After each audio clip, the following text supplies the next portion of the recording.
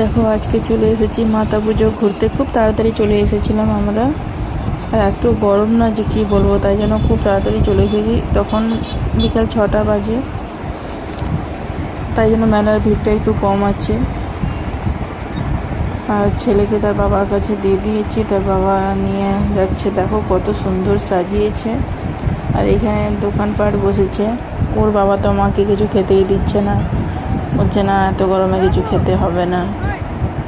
কি বলবো, আরে আমার বেট্টু খেতে পারে না, আমি তো একটু কিছু খাই, আমাকেও খেতে দেবে না। দেখো আমাকে বলছে চলো চলো চলো।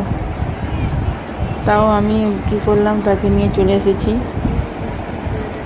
এবার দেখো বাড়িতে এসে বেট্টু কী করছে, তার ঘুম ধরছে না, দুষ্টু করছে।